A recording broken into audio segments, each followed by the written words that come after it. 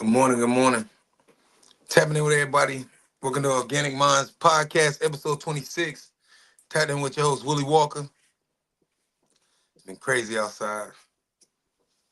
Been going crazy. We got a great show to chop it up with everybody about today, episode 26. And I wanted to come to y'all and bring y'all one of the things that I wanted to say. One is that I want to talk about, let me see what we got. The true origin of the name America and the original people of the land. We're gonna talk about like the process that a lot of people don't know what they use, like these bugs and certain things that they use on candy and wax and stuff, right? We also have a conversation about a guy who was like a healer from that studied like a certain form of it's a rare form of like healing and I believe he was in China when Mel Gibson went and he met the guy. And so I thought it was interesting. So I brought a couple things and we're gonna dig and dive into this guy who his proper name was, Qi Kong master. Like basically Qi Kong is like learning how to meditate to use the powers in your body, good and bad. So hold on one second. Before we start, let's get everybody in the room. Give me a second. We're gonna tag the world up. How was everybody? How was the Super Bowl weekend? How y'all feel? How y'all feeling about the game? How y'all feeling? Give me a second. But let's get to this intro this morning because we got a good thing to go to. So meanwhile, while I'm getting this together, you know what I'm saying, I'll let y'all see this intro.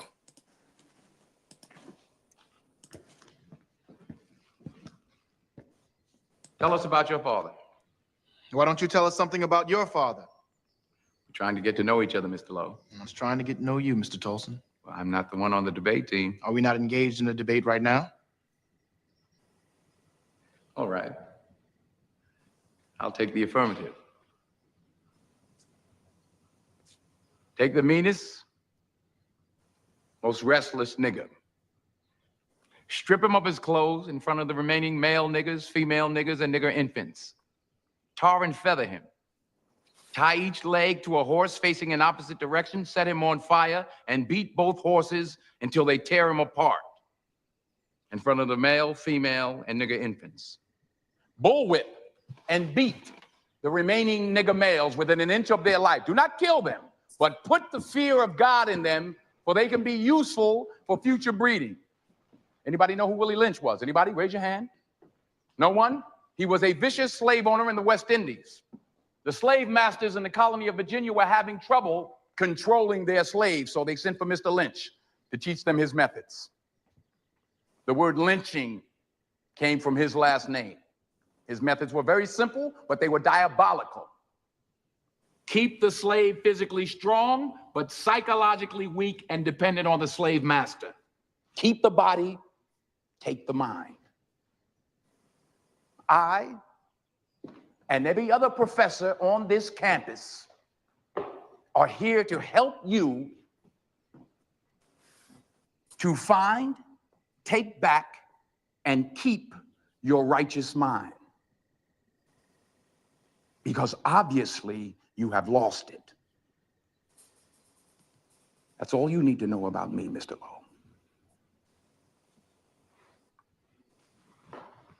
Class dismissed.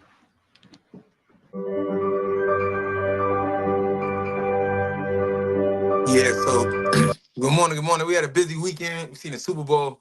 I had one of my friends when the game was over and was like, look, bro, for this fake game that's going on and all this fake, right, we could have played Madden and got this understood, you know what I'm saying? So and just messing with him, just letting him understand or letting people understand, like at what point do we realize that a lot of these major sports events are very controlled? If it was people betting last night, a lot of people made money last night, and a lot of people lost money last night. And then there was a lot of people there's a lot of in-between money that was lost because it's like the way the game played out, it almost like on the score on the cards, like I pay attention. I pay attention to the little things, and it's like, since gambling is allowed in sports, we should be very skeptical of anything we do and how we move. Talking about morning smokers, what's going on? You know how we do. That's the only drug that we do. as they say, right? And what I mean by that is that, everybody had their vices and what they do. But I always tell people I never be ashamed of certain things because we build and have a conversation. And if the worst thing is going to be is that one of the reasons why they banned what we call marijuana in sports and certain things was because it had a reason for its advantages, the ability to calm. Now it's like allowed in the NBA, like because of what it does for the body, the muscle tissues, the body to relax. They realize that people can get in shape on it. And so I say all of that to say, in the morning time, when whatever it is, if especially if it help you focus and get to it, do what you need to do for yourself, but tap in. But this was personally right here for all my wake and bake, all my morning smokers. And I know you always see me on screen, or if I'm on 2K, they be like, all we hear is that lighter. So I just want to say good morning, y'all, and really, really tap in. So it's Monday, and the first thing I wanted to show y'all is I always bring y'all like a real early on. And let me make this larger for y'all. Cause y'all wonder what I be looking at. I'm looking at the screen. I got a big screen here. So I always bring y'all real to talk to y'all about.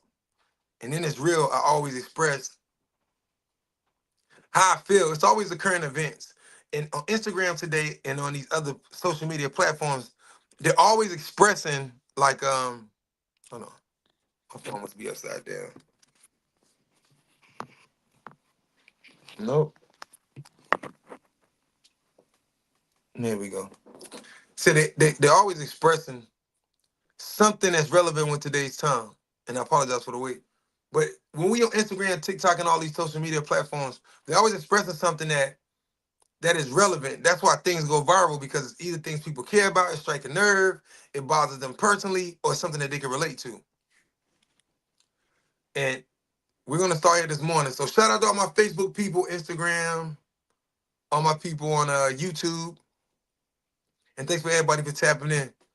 So let's get to this first topic today. Full of emotions, and she hit the man.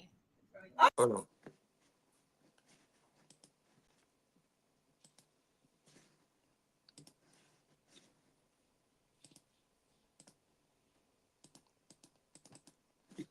Let's try to. Let me see if I can get Symbols back of to my people. drawing. Hold on, y'all.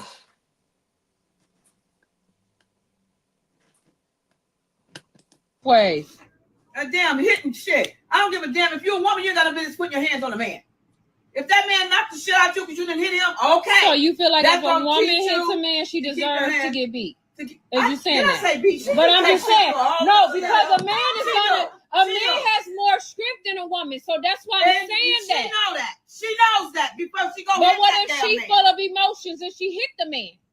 Okay, then he gonna be full of emotion and knock this shit right back out of her. And you ways. Facts. A damn hitting shit. I don't give a That's damn if you're a old woman. You school. ain't got no business putting your hands on a man. If that man knocked the shit out you because you didn't hit him, okay. So you feel like That's if a gonna woman teach hits you a man, she to keep your deserves to hands- get beat? Is you saying did that? I say beat? She But can I'm take just shit saying, for all no, of because that. a man is She gonna, know. a She man know. has more script than a woman. So that's why I'm And saying she that. know that. She knows that before she go But hit what that if damn she man. full of emotions and she hit the man? Okay, then he gonna be full of emotion and knock this shit right back out of her. And you ways. A damn hitting shit. I don't give a damn if you're a woman. You ain't got no business putting your hands on a man.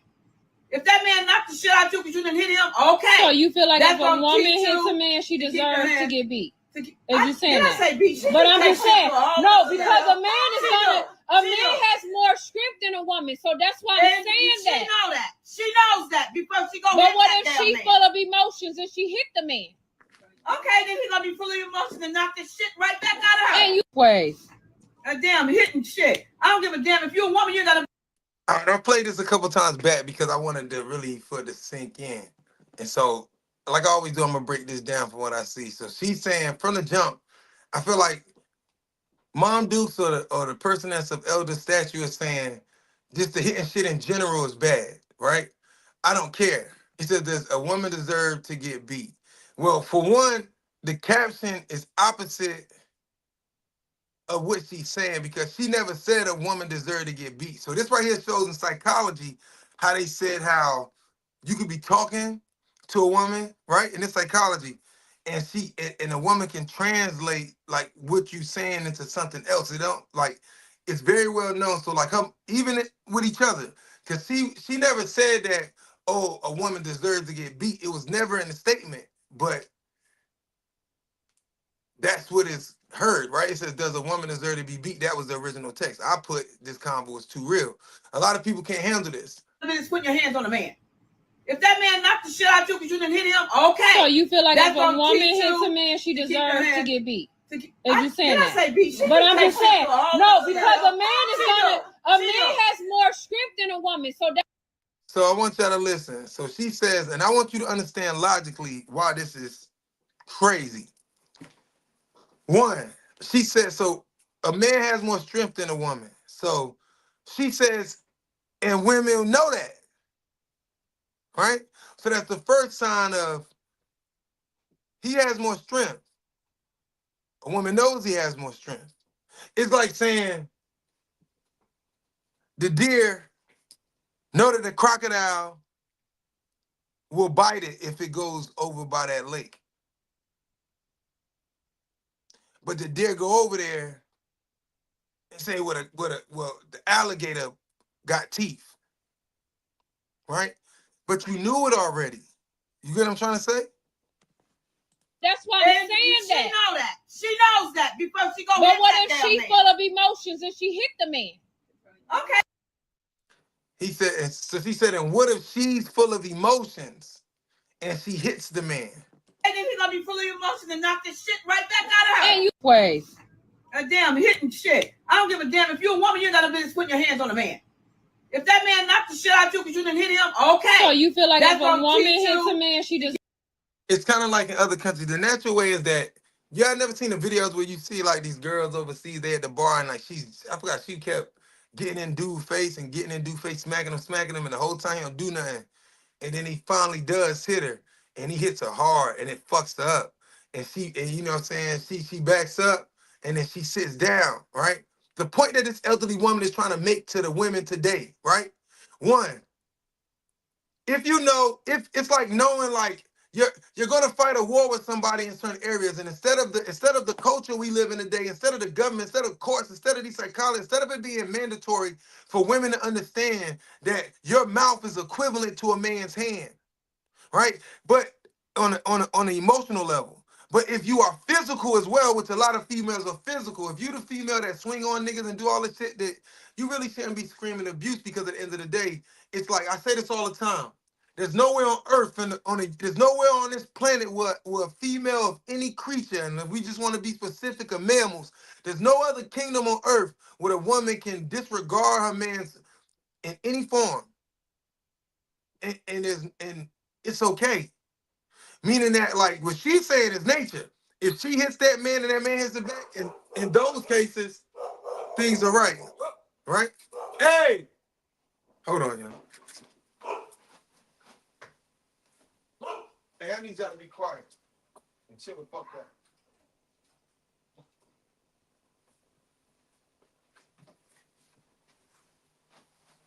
My fault. Y'all got a lot of people. They moving something by my house right now.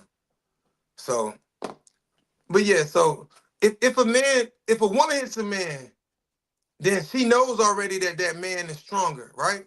But you have to ignore all of the signs of nature for your safety, because they created a safety net. So now that means that you're abusing and overly abusing your position because you're playing on a man, knowing that this man has like it's manipulative. So I'ma yell at you, get all of your face, so I swing at you, do all of this shit. But if you do something back to defend yourself, meaning like I can say whatever, and they say sticks and stones will break my bones, but words will never hurt me. That's a lie. A physical wounds heal. Emotional wounds may never heal. Right? So I want you to remember, I'm not saying either side is right. Rather, who's doing it is wrong.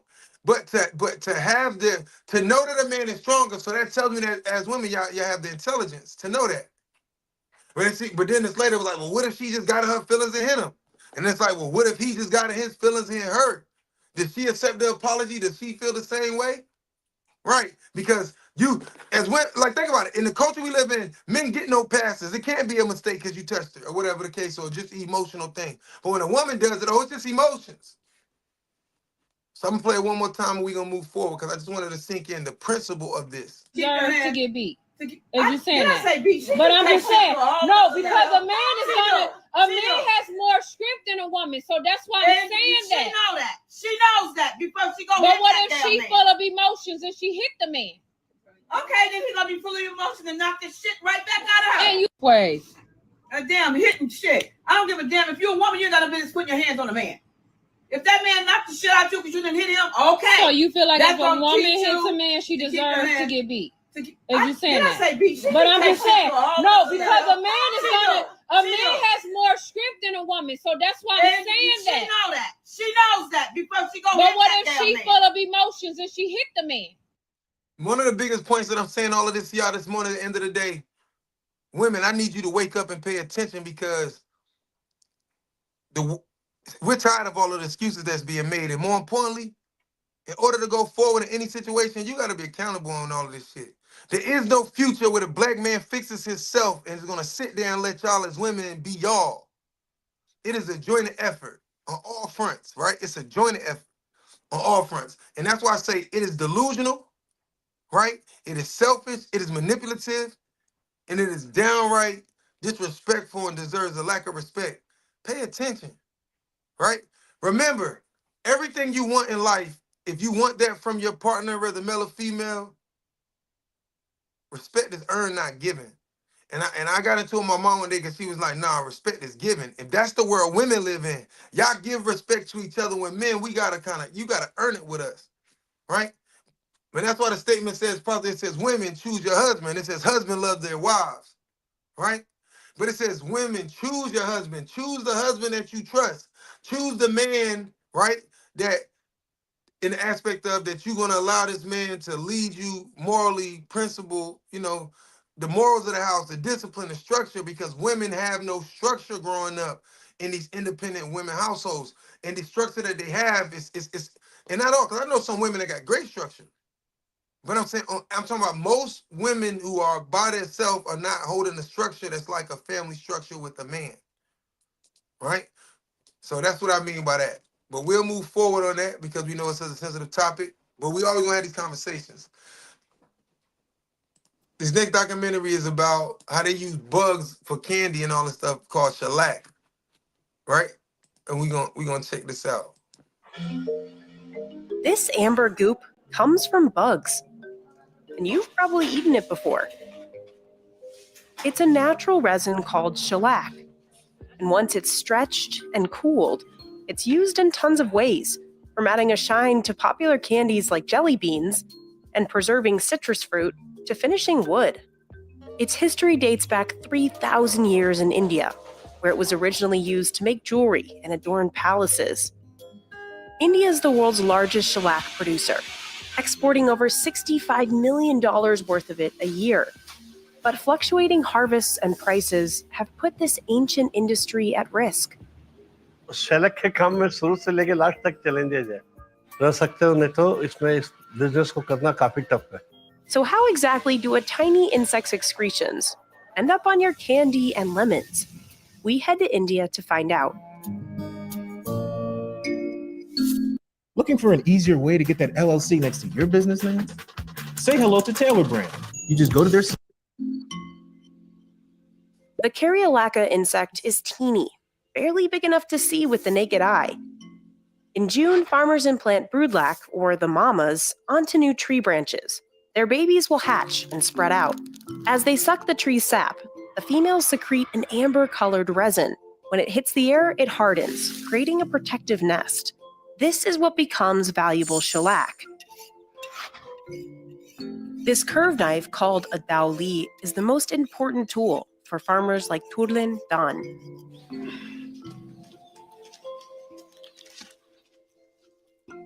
She climbs up to 20 feet to reach the small branches where the insects grow.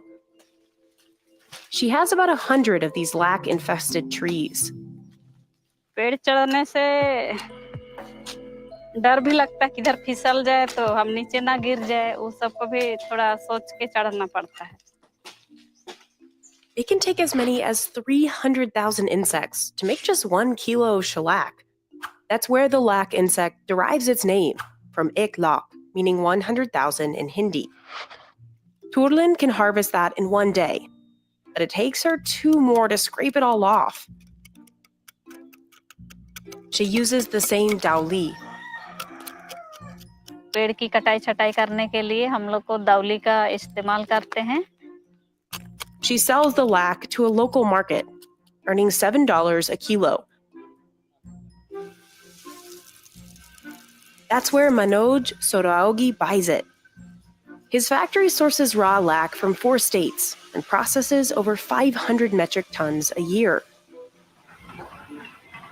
It all starts with crushing and washing, which is the most challenging part. Cleaning the lac for too long could lower the yield.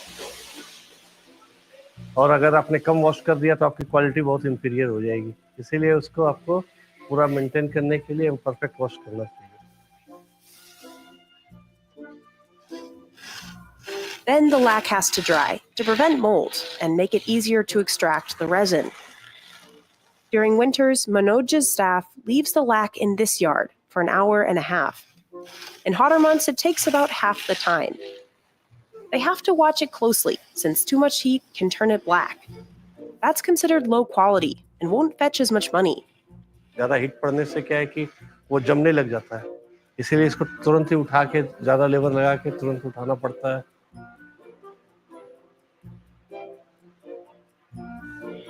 Next, the workers assign it one of 4 grades, depending on the size. They'll remove small sticks by hand. This machine separates any remaining stones from the mix. अगर इसको cleaning नहीं करेंगे तो इसमें काफी ज़्यादा impurities हो जाएंगी, मेल्ट करने में भी प्रॉब्लम आता है, इसलिए इसको क्लीनिंग करना जरूरी है.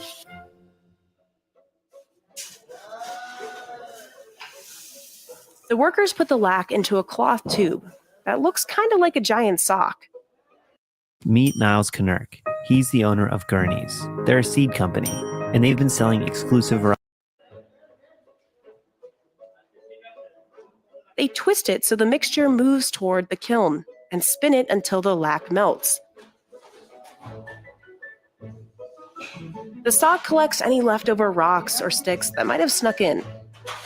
They spend at least 6 hours a day spinning the tube and stoking the fire that burns at 167 degrees Fahrenheit. In the summer, it can get up to 113 degrees in this factory.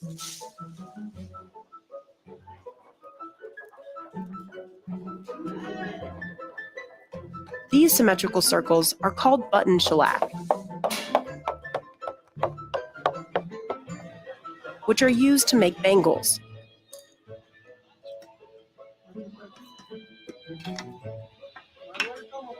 Workers also spread it across this tool, called a pippa, to make sheet shellac. They use a palm leaf to spread it out evenly. The workers remove it once it's cooled. Then they stretch it out even more, using their hands, feet, and teeth. This is how shellac has been made for centuries. ये जो है ये पूरा natural product है, उसका जो temperature रहता है वो काफी डाउन हो जाता है, उसमें से स्प्रेड जब करता है तो वो हार्मफुल कहीं भी नहीं रहता कुछ भी. They'll pull it to an even 5 foot by 5 foot square. These sheets will be used to polish candies, cashew nuts, and fruit.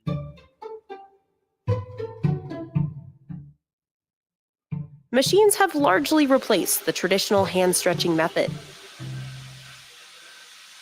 This one presses out thin sheets, sort of like a pasta maker. It processes most of the factory's lac, making shellac 4 times faster than by hand stretching. The workers give it one quick tug and then rip it off. They'll hang it up to harden and cool, and then chop it into hair-thin pieces. These will stiffen into shards, exported around the world. Manoj can sell the refined shellac for almost double what he paid for it.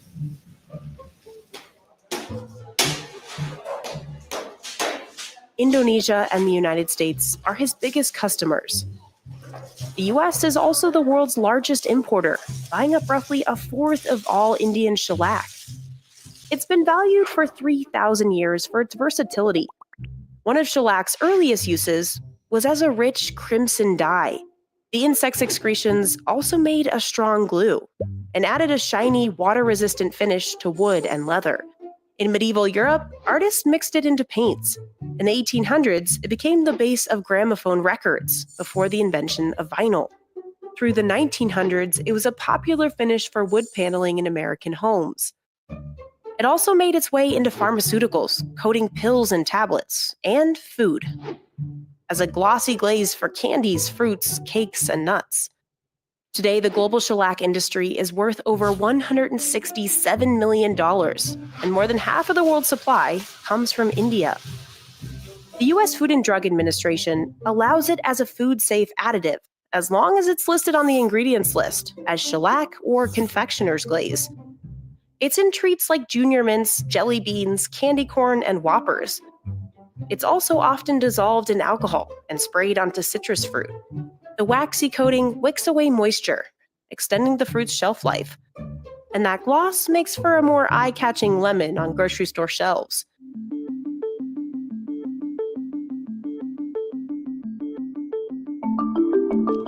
Thousands of people in Turlin's village depend on shellac for a living, but the price has fluctuated a lot.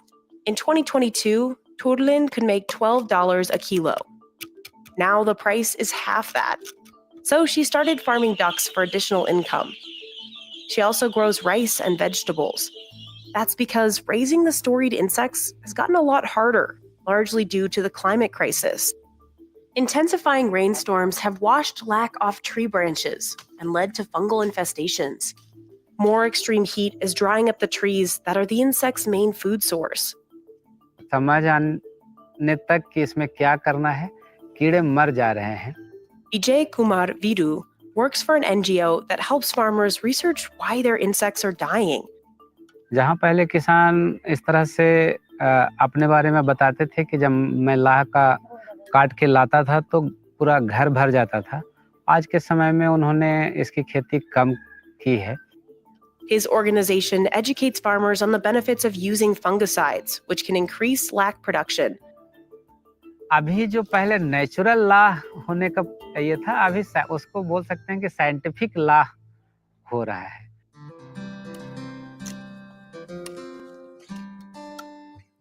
Armed with a little help from science, Indian lac producers are fighting to keep raising their amber insects for generations to come.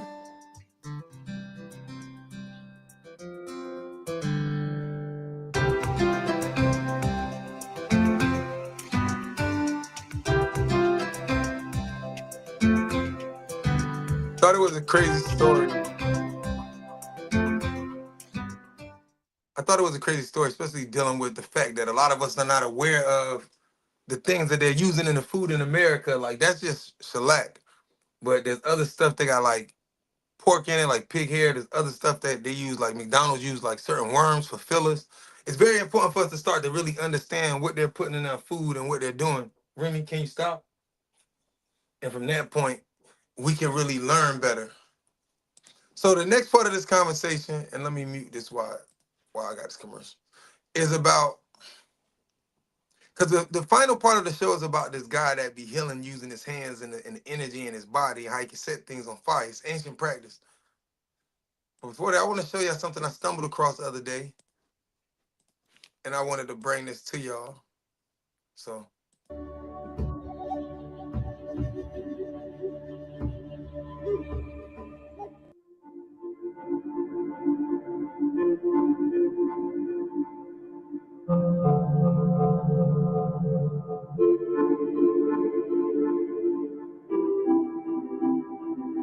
All right, so now we're in this website. It's from the Museum of Agropolis. It's a French, I guess, Museum of Agriculture, Agropolis. And it says here, Egypt was called by its people Tameri. Again, Egypt was called by its people Tameri, not by Greeks, Romans, or white Europeans, or other, people that are not from that region or from this culture, civilization. Again, the people who are actually from this culture and civilization. They called it Tameri, meaning the beloved land, which is cultivated by the hoe, whatever that means. There were other descriptive names of Egypt, such as Ta'ankh, meaning the land of flood and fertile soil, Kemet, fertile soil, black soil. You know we have black and fertile soil here in America, very abundantly, meaning the black soil. Nahet, meaning land of sycamore tree, and Mizr, the safe and civilized country. And now we're in this book. It's called A Book of the Beginnings by Gerald Massey. And it says here, according to Aulus Gellius Diodorus, Egypt was named Aeria, the Egyptian Aur, later Aer. But look at this, Aeria. Just add an M between the A and the E. What do you get? Ameria, right? Ameria, Aeria. All right. The Egyptian Ar, later Aer, in the name of the river Hebrew Er. Area is the land of the river, possibly with the further meaning of the pure, as Ia means to wash, white, and purify. Another name of Egypt is Tameri. Again, another name of Egypt is Tameri. Again, Tamerican, Tamerik, the Tameriqua, Tameri, Tamericans. Ta is to drop, heap, deposit, type. Mary is the inundation. Tameri is land thus deposited. The vulgar English to ta is a child's word, and it means to deposit soil. Also, Tameri. I want you to realize if you really take this T off and you got a Mary. So that's the first thing that stood out. If you take this T off of this, then what you will notice is that further back, which made me look at this, I stumbled across something where it was showing the ancient map of Florida. I'm gonna see if I can find it for y'all. But Florida was all the way from like where we know Florida all the way up to like Virginia, all the way down to like the Mississippi, part of Mississippi, right? New Orleans area over there. But it said the people, it was dark-skinned people. They had like arrows, like how they would show an Indian, but it said Tameri, like they showed you earlier. Something that we should think about. Reads the gift of inundation, the gift of the goddess Mary, the goddess Mary, or Mary, who had dual form as Mary Res, south, and Meri, Mehi, north. Egypt is also designated the land of the eye. All right, so that's interesting. So Mary Res, south, what are we talking about? South America, and Meri, Mehi, Mexico, Mehi, Meri, North America. I was about to say that. Meri, right? Mexico. Because you got to think about it. You know what I'm saying? If you understand the language, you know, older Mexican, newer Mexican. That's North America and South America. Older Mexican being South America. America? All right, now we're going to read from the Zondervan Encyclopedia of the Bible, Volume 2. All right, a lot of you know about this Bible. And it says here, names of Egypt. The ancient Egyptians had several terms for their homeland. Kemet, the black land, as opposed to the desert, the red land. Tawi, the two lands, Upper and Lower Egypt. And Tameri, again, and Tameri, Tameri, a term of uncertain meaning. They don't know what it means. They're telling you that. But you know what? We all know what it means. It means Tameri Ka, the beloved land of the priest kings, the Khans.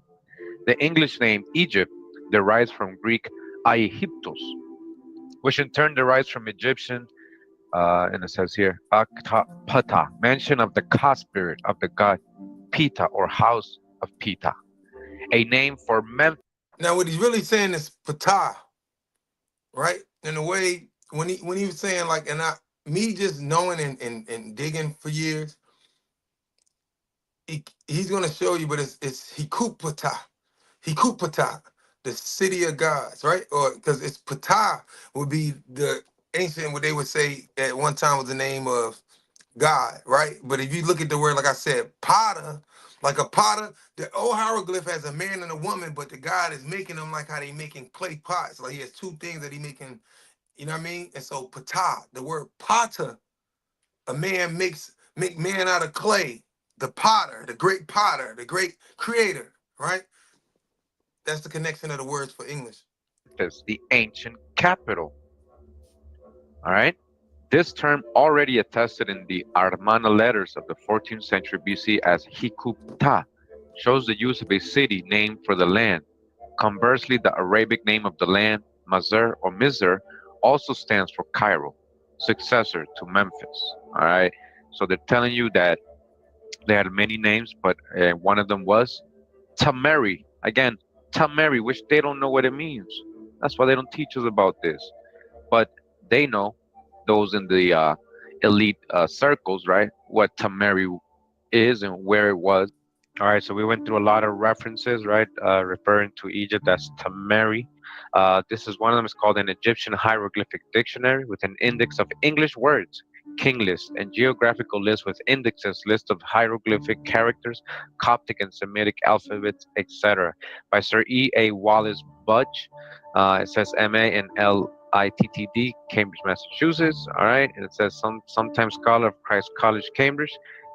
All right, and it says he was the keeper of the Egyptian and Assyrian Antiquities British Museum. So very important guy, scholar. This is volume 2. We're going to go into volume 1 and 2. All right, this is around 1920. All right. All right, so we're on page 815 in this book in volume 2, and we find here the word Tamerau, Tamerau, Tameri, Tamarau. What does it say? People of the land of the Nile flood. We're talking about the Mississippi, Colorado River, Grand Canyon. What are we talking about here? That's the real facts. All right, so dodge the hijack when you're thinking about Nile River today. So Tameru, the people of the land of the Nile flood. Example, the Egyptians. A Tameru is an Egyptian of the Nile flood of the Mississippi. Tameru. All right, now look at this. Remove the T, right, and remove the A in the bottom. What are you left with? You left with Ameru, Amaru, Ameru, Tupac Amaru, Amaru, the plum serpent. Remember, Tameru, Amera, Tameri. All right. Pyramid on the Nile in Northeast Africa doesn't have stair steps going up it. It doesn't have temples on top of its summits. They could not go and break through the boat on the temples atop those great pyramids. There are none there. And that was the clue that Egypt was writing about the Americas. And the deeper I got into the records, the clearer it got. They started actually saying, and because Amen loved that land so much, he said it's his beloved land, and that word was Mary, the beloved. Mary, M-E-R-I, Mary. And the land, of course, as before, is Ta. So you have the beloved land, Tameri. And they kept that name and just put the Ta on the end of it. So Tameri became a Mary Ta. We simply say America. We kept the name that Egypt gave to the Americans. So that was the big mystery behind that $10 million map that Martin Waldseemüller made and then put the name America on it in 1507. And then those who knew and those who were trying to hide things said, wait a minute, you can't put that name on here. And the next time he reprinted that map, it was off. It was gone. Because that's the name that Egypt had given the land. Everybody be asking me, man, does the Bluetooth actually work?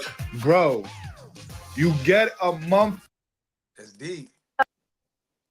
I think it's amazing whenever we get information like this I tell everybody, I'm not here to make you believe anything. I really just bring you information and hope that you can see through it and they give you clues to dig and investigate for yourself. But you got to admit that it's nothing like information that makes the mind wonder. Mary. And we're back at this website called Rasta Life Wire. We've read this before. This website, this brother got good blogs. And it says the Black African Kemites, Black Ancient Egyptians. It says Black is ancient Kemet, Egypt.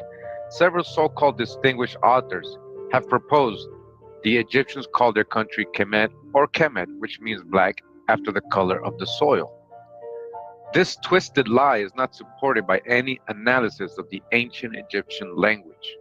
There is nothing in the grammar suggesting that soil or even earth had any connection with the use of the word Kemet. So we just read in the other book, it really meant like the city, right? Mizr or Mizraim.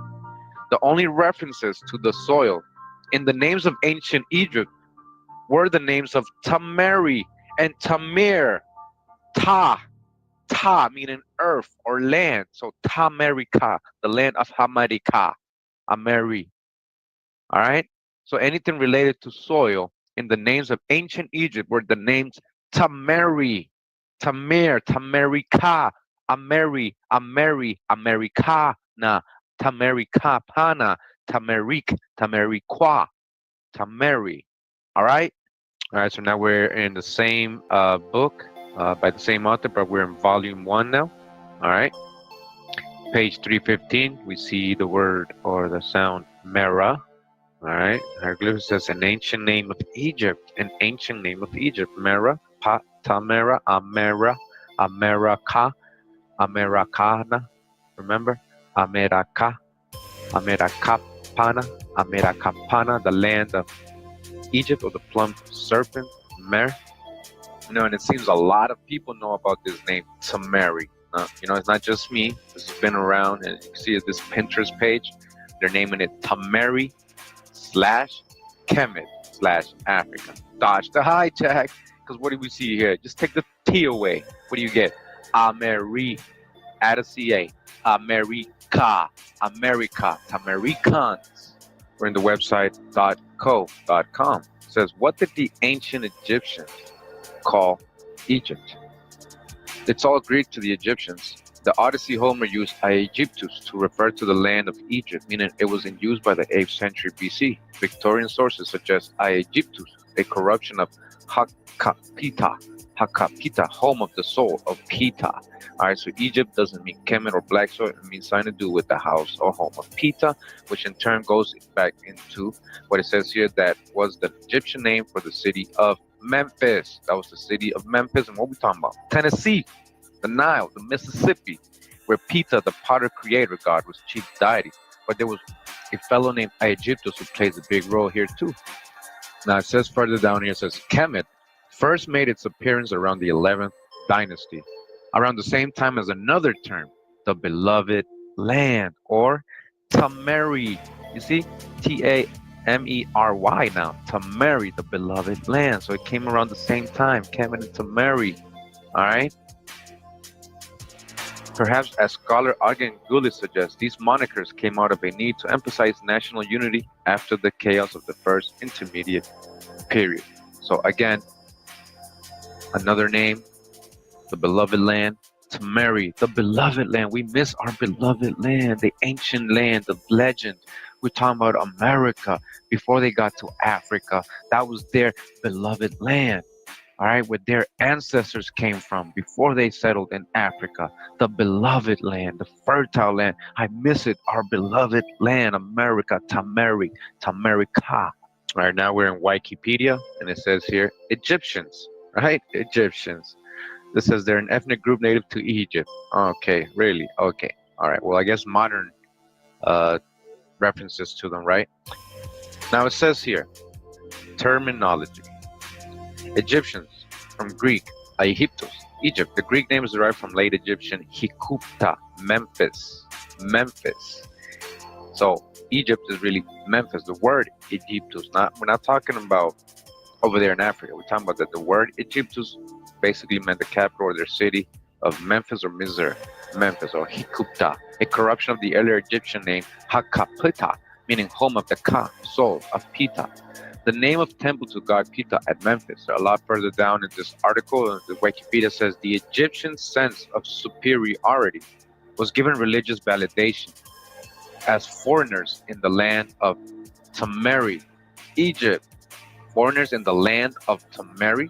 What is the land of Tameri? Tameri, Tamerica is Egypt, parentheses, right? Same place. So Egypt is Tameri, is Memphis, is in Tennessee, right? We have a Memphis, Tennessee, right? Next to the Mississippi, next to a river, where anathema to the maintenance of Mat, a view most clearly expressed by the admonitions of Ipuwer, in reaction to the chaotic events of the Second Intermediate Period. All right, so now we're in Wikimedia Commons. Just wanted to show you guys this. It says category names in Egyptian hieroglyphics, right? All right, so we got different examples here. All right, so I actually found the word Tameri and its glyph. Check it out, Tameri. So let's go into it. All right, it says Tameri, and this is the symbol. You see the hieroglyphic symbol? Now notice the first symbol looks very much like the Maya number writing system, how they write numbers. Look at that. All right, and then you see a feather here, of course. All right, so Tameri, this is the hieroglyphic for Tameri. All right, and in the description, what does it say? Egyptian name of Egypt. This is the Egyptian name of Egypt, Tameri. This is what they called it themselves. The Egyptian name of Egypt is Tameri. All right, Tameri, not a Greek word or anything else. This is what they called it. Their land, beloved land. Tameri, Tameri Ka, Tameri, Tameri, Tameri. Yo, I want to do this quick little video on Egyptian hieroglyphs. I'm gonna look at this book called Egyptian Hieroglyphics: How to Read and Write Them by Stephanie Rossini. This the hieroglyph for Egypt. Kemet. KMT. It's the hieroglyph. It's the hieroglyph for the word black. And KM. So I guess that's how they equate Kemet to being black or people somehow. I guess I'm still trying to wrap my head around it, or you know. But here, this is the interesting thing though. It's another hieroglyph for the same word, Egypt. But this one says Tameri, something like that. Now that's what I want to look at, Tameri. Why is there two hieroglyphs for Egypt? So when you hear a scripture like, or anything dealing in the Bible dealing with Egypt, how do you know which one or which Egypt? Which Egypt are you from? Go to this map right here. Type in Tamericans or DeSoto map, Florida. And this is a map of Florida. Whoever made the map, I guess, either knew that it's Egypt or part of Egypt or something like that. Go down there at the bottom. It says T Americans. T, even got the little hyphen, or I mean the little whatever, and Americans.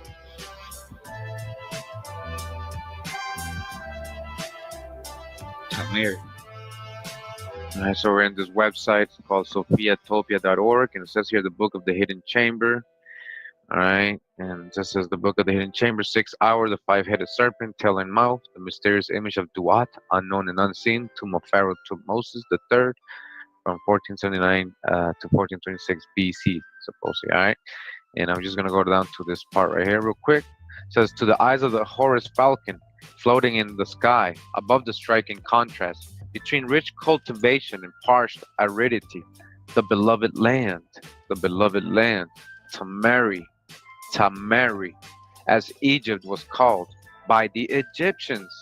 The word Egypt comes from Hikupta, the native name of the temple of Ptah, a stretch of fertile land along the Nile, Mississippi, surrounded by deserts. The riverbanks and fields are the black land, Kemet, or the rich soil, the black soil, right?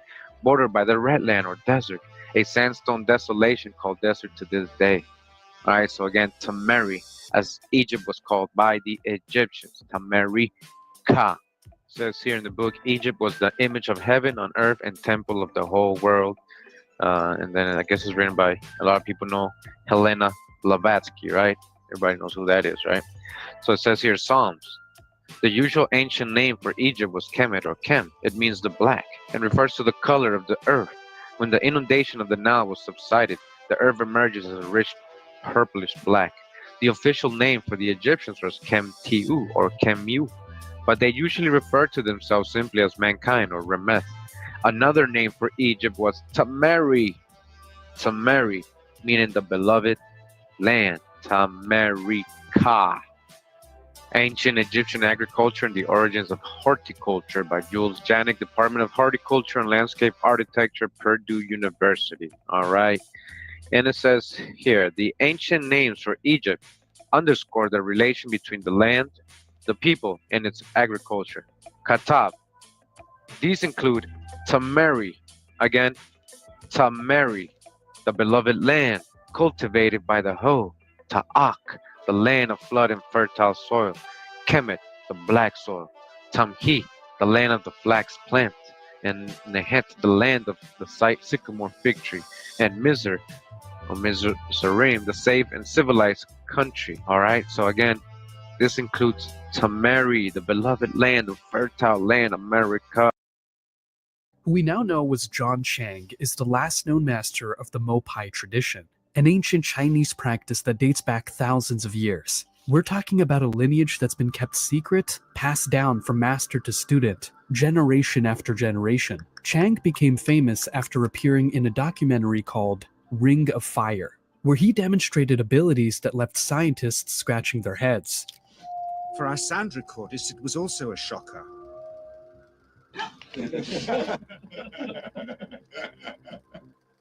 Dr. Roger doesn't know what to expect.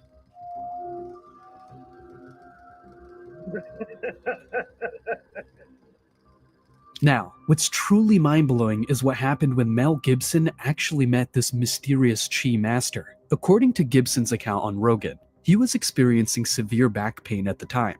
When he entered the room, he found this unassuming elderly man sitting there quietly. What happened next defies conventional explanation. The Chi master didn't touch Gibson at all. He simply held his hands about 3 feet away from Mel's body, without any physical contact. He could not only push Mel, but even lift him from the ground. What you are about to see defies everything you thought you knew about the limits of human ability. He could point at you, right, from this far away, and you'd feel it.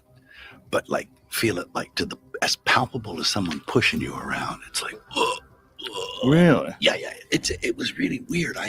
He one time he was working on me, and he was working on my liver. He said, "Your liver's blocked," because he looks at you, and if you look at him, he looks away, and his wife engages you while he checks you out, and then he gives you a little body map, and he puts X's all over it, and you go, "Yeah, that's right. I got a pain here and a thing there," and he knows where everything is. He knows exactly what's going on. Did you ask him what is he seeing? Your aura? What is he seeing? Everything. He sees everything. He was an allopathic doctor first. He went to medical school. He could write your prescription. He could do all that stuff. He was a doctor. And then he saw a Qigong master, this old guy, and people were lining up getting cured. And he thought, that's really interesting. And he learned that on top of being an allopathic doctor.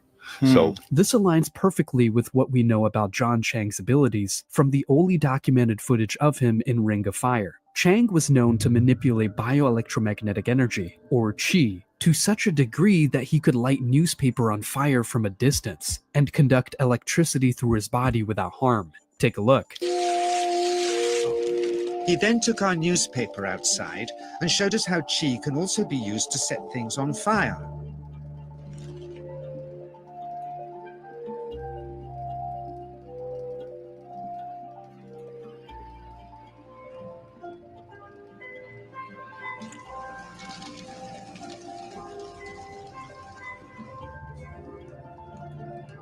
When he heard we'd shown this footage in public, he was very upset and refused all our future efforts to contact him again. The ancient practice behind these abilities is called Mopai, a secretive Taoist tradition that dates back thousands of years. Unlike other martial arts or Qi cultivation methods, Mopai practitioners focus on developing something called Yin Qi, the receptive, cooling energy, before working with Yang Qi, the projective, heating force. This reverse approach is what supposedly allows for these extraordinary abilities. Chang's techniques were rarely shared outside his inner circle, but we know that the training involved intense meditation, breathing exercises, and something called small universe circulation, directing energy through specific pathways in the body. The process typically took decades of dedicated practice, with many practitioners never making it past the initial stages. First, you learn to distinguish between yin and yang qi in your body. Then how to pool it in your navel chakra. Then how to project it, he says. And it's the proportionate mixture between yin and yang which accounts for different effects, like pulling or pushing objects or igniting them. Then he gets really strange. He says that mastering yin qi is the key to the spirit world. What makes Gibson's experience so compelling is that it matches perfectly with accounts from Chang's other students and witnesses. They all describe the same sensation of intense heat and immediate therapeutic effects. And remember, this is Mel Gibson we're talking about, not exactly someone known for buying into New Age nonsense or easily being fooled. But this was just the beginning of Gibson's experience with the Chi Master. What happened next would challenge everything we think we know about human capabilities. One day he's at me on my back and he's pushing and I can feel my back and I'm at the wall and there's a poster of a film on the wall, you know, in my office. And I'm looking at it and I can see him in the background and he's like down like this, like, like Kung Fu pointing rays of energy at me. And he hit me. He started yelling at my organ, at my liver, like, get out, you know, whatever. And I went up the wall and there was like 8 inches of air under my heels. And I was up the wall and I was like, whoa, and I came back down and it freaked me out. This isn't your typical meditation practice or energy work. We're talking about a lineage that's been kept secret for thousands of years, passed down from master to student in the most selective way imaginable. Mo Pai consists of 72 levels of training. Most practitioners never make it past the first few levels. Chang himself was said to be at level 37, and look at what he could do. The training involves intensive meditation, breathing techniques, and something called embryonic breathing, where you learn to circulate energy through specific pathways in your body. At the higher levels, practitioners can reportedly manipulate bioelectricity, heal others, and even influence physical matter. What Gibson described, that intense heat and energy coursing through his body, that's exactly what Mo Pai masters are said to be capable of. So, Level 1 focuses on cultivating what they call yin qi, the cold, receptive energy of the body. This takes anywhere from 6 to 18 months of dedicated practice. Students spend hours in meditation, learning to feel and direct this subtle force. It's like learning to feel a completely new sense that you never knew existed. But here's where it gets really interesting. Level 2 is all about yang qi, the hot, explosive energy. This is where practitioners start developing abilities that seem impossible. We're talking about generating enough bioelectricity to light bulbs or heal injuries. It was nothing like any acupuncture I'd ever had. I was getting really powerful electric shocks and couldn't control my movements at all. Yin yang, positive and negative, you know. And my positive from here and my negative from here. And we meet together, this can get like electricity. And is this because you're special? You have a special sort of It's body? meditation every day. It's meditation that does it. Meditation every day. Like you can touch me like this. It's nothing, okay? It's my burn. It's just like this. For our sound recordist, it was also a shocker.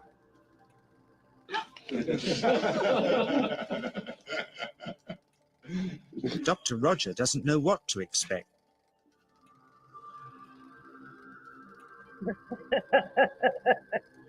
Level 3, that's where things become almost mythical. Chang explained that at this level, practitioners learn to combine yin and yang energies in perfect harmony. This creates what's called Shen, a force so powerful it defies our current understanding of physics. Only a handful of people throughout history have ever reached this level. DJ says it isn't electricity, it's chi. It's 1, 2, I feel it in my whole body. I feel it at 3, 0.3, I feel it in my legs. But suspecting there's some tricky setup on his premises they can't find, they insist we all go to a randomly chosen hotel room several miles away to see if he can light a light bulb with his fingers. It doesn't ground on the wall. So Greg holds and grounds one wire, while DJ pumps chi through the other. The bulbs are LEDs, light-emitting diodes, which ignite in different colors according to the intensity of current. Yes. On, off, on. Brilliant. Oh, you're blinking.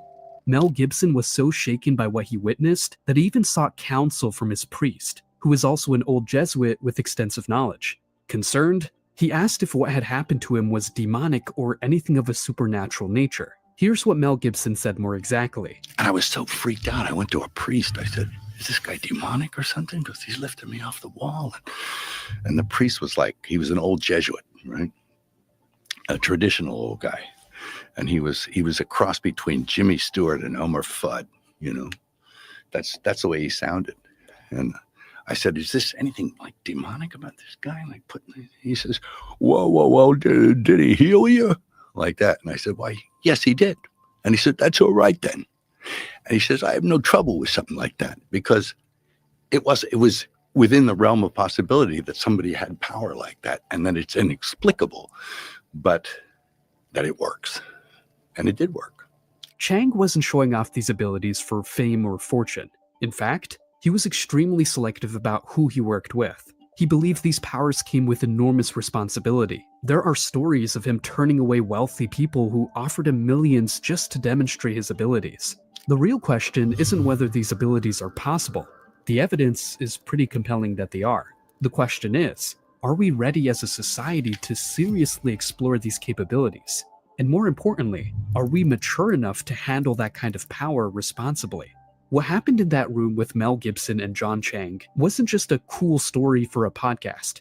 It was a wake-up call, a reminder that we're just scratching the surface of human potential. And maybe, just maybe, those ancient traditions weren't so primitive after all. Let me know in the comments what you think about all this. Have you ever experienced anything that seemed to defy conventional explanation? Are we ready to take these phenomena seriously? The conversation is just beginning. But next morning, he was a different man, drawn and upset.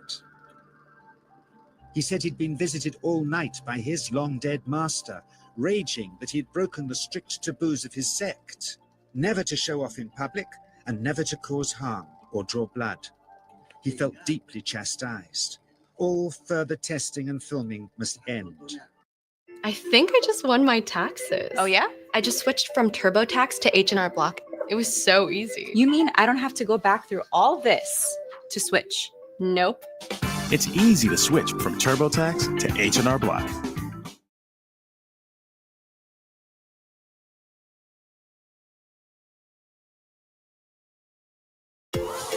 You know what you don't see in psoriasis commercials? The thousands of real people who go undiagnosed. People whose psoriasis can look very different depending on their skin tone. As the makers of Tremfya, we understand that everybody's moderate to severe plaque psoriasis doesn't look the same. So we undertook a first-of-its-kind study of plaque psoriasis in every skin tone. Like hers, and his, and yours. Serious allergic reactions and increased risk of infections may occur. Before treatment, your doctor should check you for infections and TB. Tell your doctor if you have an infection, flu-like symptoms, or if you need a vaccine. Ask your dermatologist about Tremfya.